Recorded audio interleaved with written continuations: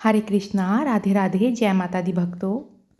एक बार फिर से आप सबका स्वागत है हमारे चैनल लाइफ विद कृष्णा में। तो फ्रेंड्स, ये है कन्या पूजन अष्टमी का व्लॉग। तो फ्रेंड्स, छोटी छोटी कन्याएं हमारे घर पर आई थी। सभी के हमने चरण धोए, तिलक लगाया, कलावा बांधा और उसके बाद सभी कन्याओं को हमने हलवा, पूरी और चने का प्रसाद दिया। और इन सारे ही कामों में मेरे हस्बैंड ने मेरी बहुत ज़्यादा हेल्प करी। तो क्योंकि फ्रेंड्स, अगर हम सुहागन हैं तो कन्या पूजन हमें जोड़े के साथ ही करना चाहिए, क्योंकि सभी छोटी छोटी कन्याएं माँ भगवती का ही रूप होती है। तो सभी को प्रसाद खिलाने के बाद हमने सभी बच्चों से माता रानी का जयकारा बुलवाया और सभी कन्याओं का ढेर सारा आशीर्वाद लिया। और यहाँ देखिए, सभी कन्याएं हमें अपने हाथों से थापे देकर आशीर्वाद दे रही है। और इसके बाद हम जो भी बच्चों के लिए गिफ्ट्स लाए थे उन्हें वो देकर, उनका आशीर्वाद लेकर उन्हें हंसी खुशी विदा किया। और साथ ही हमने अपनी श्रद्धा और सामर्थ्य के अनुसार सभी को दक्षिणा भी दी। तो सभी बच्चे बहुत खुशी खुशी अपने अपने घर गए।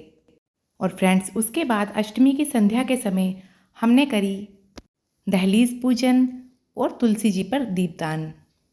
तो फ्रेंड्स, वैसे तो हमें रोज़ाना ही घर की दहलीज पर और तुलसी जी के पौधे पर एक दीपदान ज़रूर करना चाहिए। ऐसा करने से माता लक्ष्मी की कृपा हम पर सदा बनी रहती है। तो फ्रेंड्स, मेरा तो ये डेली का ही नियम है, घर के मंदिर में दीपदान करना, घर की दहलीज पर और तुलसी जी पर। और उसके बाद मैंने किया यहाँ पर संध्या पूजन। दुर्गा सप्तशती का पाठ जो मैं रोज़ाना नवरात्रि में करती हूँ उसे मैंने यहाँ कंप्लीट किया। माता रानी की आरती करी और इसके साथ ही जो भी मुझे माता रानी के भजन आते थे वो भी यहाँ बैठकर मैंने कुछ देर गाए। तो फ्रेंड्स, नवरात्रि में सुबह और संध्या दोनों ही समय हमें माता रानी की लौंग कपूर से आरती करनी चाहिए। और रोज़ाना की पूजा में भी हमें संध्या के समय लौंग कपूर से आरती अपने घर में ज़रूर करनी चाहिए।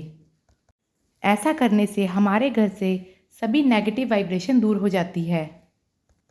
और लौंग कपूर की आरती को हमें अपने पूरे घर में दिखाना चाहिए। तो गृहस्थी के काम तो कभी भी खत्म नहीं होते, पर इन्हीं कामों के साथ साथ हमें थोड़ा सा समय पूजा के लिए ज़रूर निकालना चाहिए। तो फ्रेंड्स, जैसे हम सभी कामों के लिए अपने नियम बनाते हैं ना, वैसे ही हमें प्रभु की पूजा आरती के लिए भी एक नियम बनाना चाहिए। कम से कम रोज़ाना 5 से 10 मिनट तो हमें प्रभु की सेवा में निकालने ही चाहिए। और नवरात्रि की पूजा में तो माता रानी 9 दिन और 9 रातों के लिए पृथ्वी लोक पर ही होती है। और इस समय हम माता रानी की जितनी पूजा करेंगे ना, उतना ही आशीर्वाद हमें उनसे मिलता है।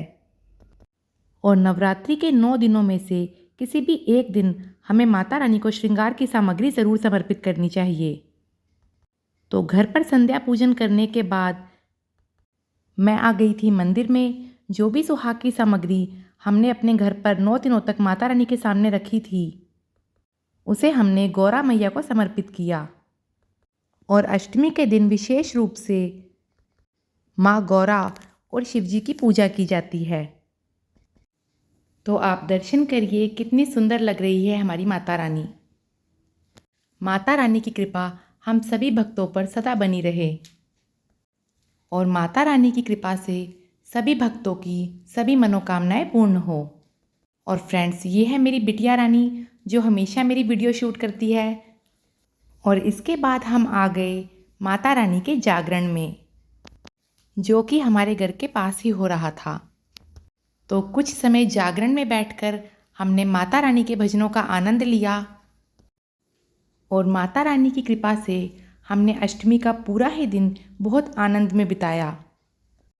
और आज रामनवमी के दिन एक बार फिर से हम आ गए अपने घर के नज़दीकी मंदिर में, जहाँ हो रहा था रामनवमी का कीर्तन। और एक छोटी सी कन्या आ गई मेरी गोदी में। तो फ्रेंड्स, ऐसा लग रहा था माता रानी ही स्वयं मेरी गोदी में चलकर आ गई है। तो यहाँ भी हमने रामलला के भजनों का खूब आनंद लिया। और अष्टमी और नवमी दोनों ही दिन हमने माता रानी की कृपा से खूब आनंद में बिताए।